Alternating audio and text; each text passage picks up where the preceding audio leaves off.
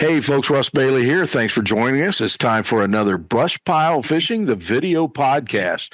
We've got a special show in store for you today.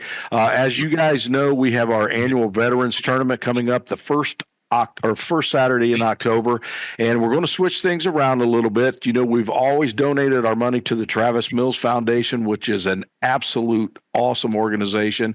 We're going to switch things up this year. We're going to talk about that, and we've got a very special guest coming up. So you stay tuned. We'll be right back with Brushpile Fishing, the video podcast.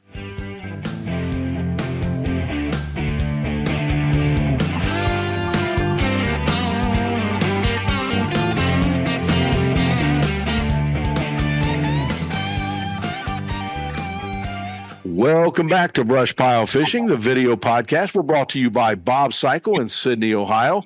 And with us today, a very special guest, Justin Schmitt from Face to Fight. How are we doing, Justin? I'm doing great. Thanks for having me. I'll tell you what, we've got a first really cool fall morning. It's been great this morning. I appreciate you joining us. I know that you have a super busy schedule. And folks, let me tell you a little bit. If I'm sure you guys know that we always have our annual crappie tournament. This year it's going to be the first Saturday in October on Alum Creek near Columbus, Ohio. The captain's meeting will be the Friday night before. That'll be at the VFW in Delaware, Ohio. We'll go over all the rules, and of course, we have a fish fry for everyone there. It's a good time, good fellowship. A lot of veterans are actually there fishing this tournament every year. And as I talked about in the open, Justin, what we have done in the past, we have donated our money to the Travis Mills Foundation. And that is a super organization, what they do with veterans. And one of the things that we love here at Brushpile, we do a lot of different fundraisers and for events and stuff, but anytime that we can help our veterans, that's what we want to do. And that means more to me than anything we've done in the past. And this year we wanted to switch it up. We heard about your organization actually through the National Memorial Veterans Museum in Columbus, Ohio, is where we found out. So you're with Face to Fight. Can you explain to the folks, just tell what the organization's about? Well, thank you very much again for having me. And so Face to Fight is a coalition of organizations focused on reducing veteran suicide prevention. And, you know, fishing is an easier topic than suicide prevention for sure. So I just kind of want to acknowledge that right out of the gate. But those who serve our country, do so with a lot of selflessness. Both them and their families are subject to unique strains and stressors that are very common in military life. But what's not common is the veteran suicide rate. You know, it hasn't always been out of proportion. Prior to 9/11, almost 24 years ago, the veteran and civilian suicide rates were pretty close to each other. But after 9/11, during the course of that 20-year war, which saw unprecedented operational tempo and strain and stress among military veterans, the veteran suicide rate crept up every year for almost 20 years straight. And it's currently about 1.5 times worse than the civilian population. And I always have to catch myself when I say this out loud. But the reality that we're dealing with is that over 125,000 veterans have taken their life by suicide since 9/11. Over 125,000. During that same time period, we lost about 6,500 U.S. service members to combat operations. So said another way, the veteran suicide rate outpaces combat-related deaths since 9/11 by a ratio of nearly 17-1. And that's something I didn't even realize. It is, and it's shocking. But what I can tell you is that if there's any silver lining, and you could easily ask, what is the silver lining? Right. The silver lining is that veteran suicide is not inevitable. It is preventable. And there are, what Brushpile Fishing does, in part, in addition to developing camaraderie and community, is helping reduce social isolation. And that is a really important thing that is upstream of things like suicidal ideation or crisis. But there are interventions and and programs that are proven effective at reducing veteran suicide prevention. So part of Face the Fight is focused on philanthropic grant making to nonprofit organizations that have highly effective programs at reducing veteran suicide. And then the other part of the equation is talking about veteran suicide differently. There's something in the military culture that, it's not cool to talk about when you're on the struggle bus, or if you're having a mental, challenge in your life.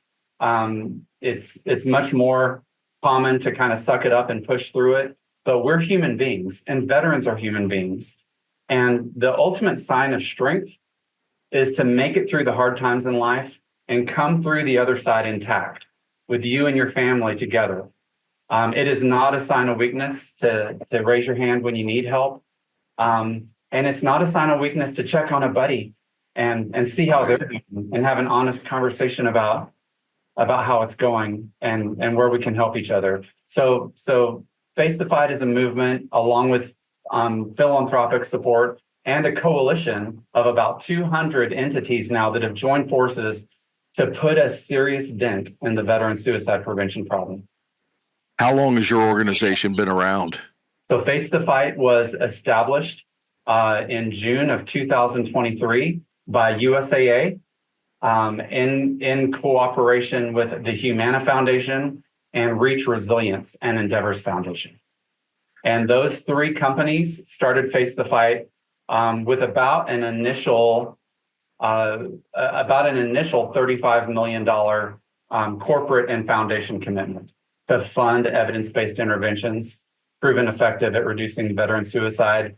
Over time, that amount has grown, and there are about 30 nonprofit community-based programs, including several that are focused on mental health and well-being, that are available free of charge for veterans. And that information is available on a website that's at wefacethefight.org, wefacethefight.org.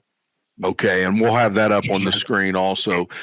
Are you guys truly a national organization now? Yeah, so Face the Fight does have a national orientation and funds nonprofit interventions, in a variety of states and locations. But a lot of the philanthropic support that we provide funds programs that have, a very broad reach. Organizations like Stop Soldier Suicide, the Cohen Veteran Network, the Headstrong Project, for example, are three examples of programs that provide free clinical care to veterans and family members. Awesome.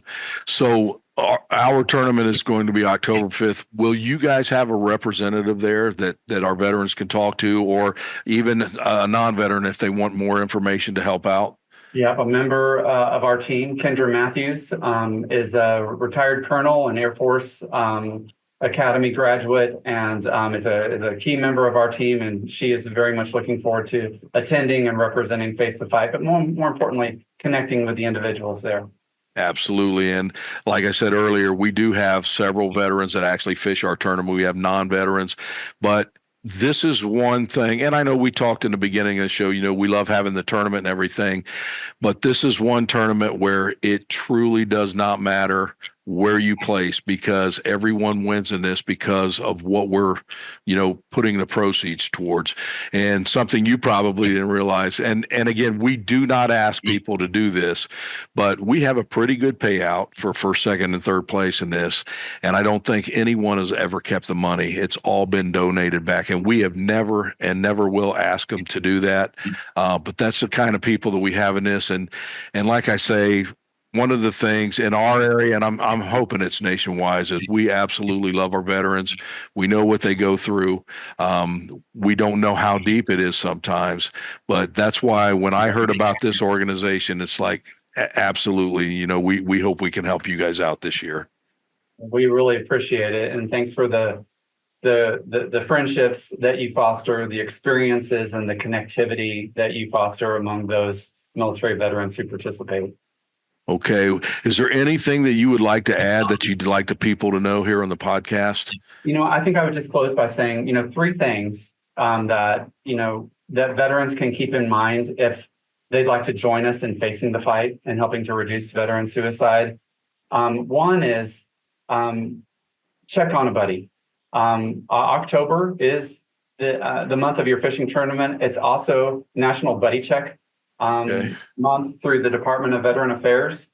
If you just Google Buddy Check Month, the Department of Veteran Affairs has a very good process on how you can make a meaningful connection with buddies in your circle, even if it's someone you haven't talked to in a while, but they're on your mind.